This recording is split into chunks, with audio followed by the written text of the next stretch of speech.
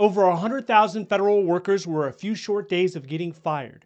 But a federal judge has slammed the brakes on President Trump's layoff plans. This isn't the first time that a federal judge has gotten in between Trump and his plans. Why is it happening now? How will it impact you? Let's get into it. Friday evening, a senior district judge in San Francisco issued a 42-page ruling that stopped the Trump administration's massive layoff plans dead in their tracks. These layoffs, called reduction in force or RIFs, were part of a broader plan to shrink the federal government. Now, we don't have an exact number on how many people were going to get laid off. Some estimates put the number at 200,000 or above. Each agency has its own plan, and this is before you even count the resignations and the early retirements that have taken place earlier. The president's plan came from a February 11th executive order. It's executed through OMB and OPM, which ordered large-scale RIFs. The judge said that these plans were likely illegal because the president doesn't have the power to restructure the government in this way. And a lot of people defend the president's actions, saying, well, he's the chief executive. He is the president of the United States. That's his branch. The executive branch is his. He should be able to do with it what he wants. He won the election by millions of votes. He won the popular vote. He has a mandate by the public. And they also look at the Constitution. They point to the Constitution and it says, the executive power shall be vested in a president of the United States of America. And it's true, he oversees how the federal agencies operate. He directs the agency's heads and he sets the policy priorities within the agency. But his power is still limited because he is not a dictator. He is not a king. There are other branches of government like Congress and the Supreme Court. So the judge here, she identified three main areas. The first one is constitutional separation of powers.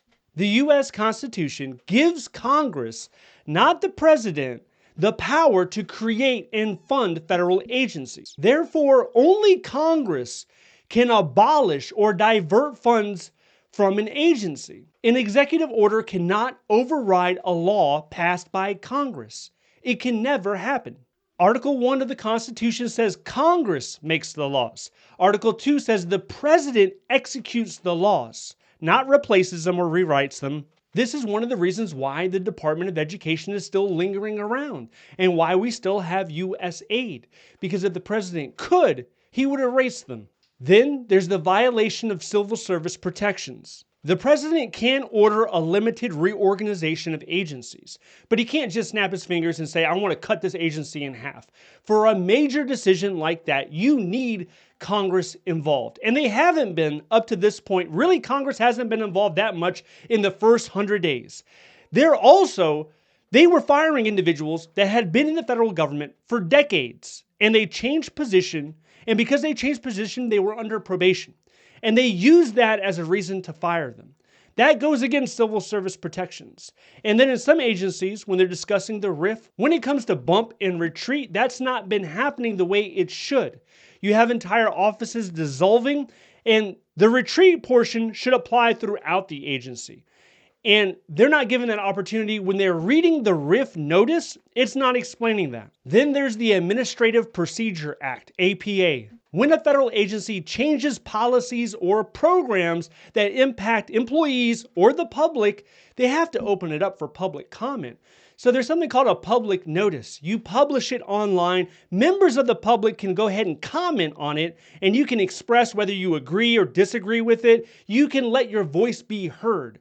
And this happens from the smallest change in a system within an agency. Let's say the Department of Justice, they change their system slightly in a way like, let's say PII, your social security number, is going through system A instead of system B. Because of that little change, they'll give a public notice and invite the public to comment. That's tiny. What's happened here, that's not tiny. This is huge. This is major. And it's incredibly strange that it has not been done for any of these changes. The judge's ruling covers 19 major agencies like the VA, HHS, EPA, and it basically is a 14-day pause on the reduction in force, meaning no layoff notices can go out until at least May 23rd.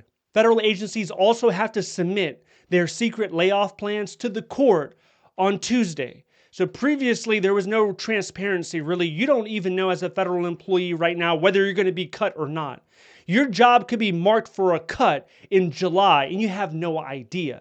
So this plan should outline exactly what offices, what people are going to be impacted. The judge said the president has neither constitutional nor, at this time, statutory authority to reorganize the executive branch, meaning the president cannot just wave a magic wand and fire hundreds of thousands of federal workers or cut major divisions or entire federal agencies. That is Congress's job. She also pointed out that while presidents can propose big changes, he needs Congress to sign off. Instead of going through Congress, President Trump has largely leaned on the fact that he won the presidential election by over 2 million votes. He won the popular vote.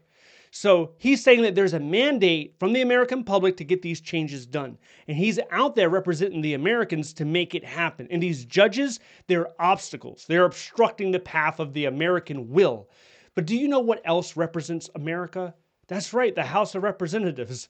Congress represents America. So why not take it through Congress? Could be for a couple of reasons. The first one is maybe it takes too long. And that's true. Things move slowly through Congress. The second reason is maybe he doesn't have that public support. Maybe Congress doesn't support his ideas. There's a lot of things that President Trump said during the campaign trail. He said he wanted to make the government more efficient. He said that he wanted to eliminate waste from the government. But at no point in time, when he went to a rally, when he was debating somebody, he never said, I want to cut 500,000 federal workers. Those words didn't come out of his mouth. He didn't say he wanted to fire hundreds of thousands of contractors. He didn't say that. He didn't reveal that part of his plan because he wanted votes. He needed votes to get into office. He didn't reveal that he was closely aligned with Project 2025. He never mentioned that. In fact, he ignored that largely. So what ended up happening is you have thousands of people throughout the country that are shocked, believe it or not. They're shocked at the level, at how severe the cuts have been. I mean, right now you could run a search and you could see so many people being interviewed, veterans saying, I can't believe it. I didn't think he was coming for my job. I didn't think that it would have the effect it's having right now. So there's a lot of people with buyer's remorse in this situation. So with the actual plan taking place right now, would the public support it? Yeah, there's some component of the public that would, obviously. People that are diehard, ride or die President Trump fanatics, yeah, they'll definitely support it. This is exactly what they voted for. But the reason that he won, I believe, is you had a lot of people that were largely maybe in the independent section that were leaning right because they wanted to change. They wanted to get away from the status quo. And would those people still vote for it? Well, send it through Congress and see what the people's representatives feel about it. Largely, it seemed that DOJ was pushing agencies to slash staff and programs in secret without sharing those plans with Congress or the public. And the unions called it profoundly unlawful. Now, I understand you don't want to reveal everything, but as you're working with DOJ, if you're a federal agency and you're working with DOJ and you're trying to outline and you're trying to develop these layoff plans, I think it's important to keep everyone connected. I know you don't want to, scare anybody. You don't want people to be panicked. But it's important that the workers understand that this office has a 90% chance of getting cut. That all the leadership in your agency right now, they're looking at cutting that office. I mean, why are they not talking about this during the town hall meetings? All agencies, they have town hall meetings, and everyone comes there. You have hundreds, if not thousands of people listening. And the actual person on platform, the leader, they can't say anything. They have people at the VA sign NDAs. They weren't even allowed to reveal the RIF plans, the layoff plans. People want to know that they can trust you, and how can you get trust? You do it by being transparent. Also, these are not faceless bureaucrats. A lot of people think of a federal worker or a federal employee, and you imagine some swamp creature lurking through Washington, D.C., and that's the furthest thing from the truth. The federal workers are your neighbors, your family, your friends. They're regular Americans that are squarely in the middle class. And for some reason, we have politicians painting them as something else. They're painting them as wasteful, as lazy, as evil. And it's that much easier to hate that group of people. But this fight is far from over. The Justice Department right now, they want to appeal this maybe all the way up to the Supreme Court. President Trump thinks the unions waited way too long to sue. The executive order came out February 11th. so they should have had a lawsuit in a lot earlier than now. And on May 22nd, the court will hold a hearing to decide if this preliminary injunction gets extended. And if it gets extended, it's probably going to inspire a sigh of relief from thousands of federal workers right now who are on the brink of losing their jobs. Aside from this, we have a lot of conversations that are now focused on the 2026 budget. Some agencies will receive billions of extra dollars in their budget, so they're going to be able to hire more. They're going to be able to update their systems. Other agencies will be losing money, some as much as 30, 40, 50%. They're not going to have very many resources to do much of anything. If you want to know how that's turning out, I want you to check this video out next. Stay updated by signing up to the free newsletter down below. Thank you so much for watching. I'll see you in the next one.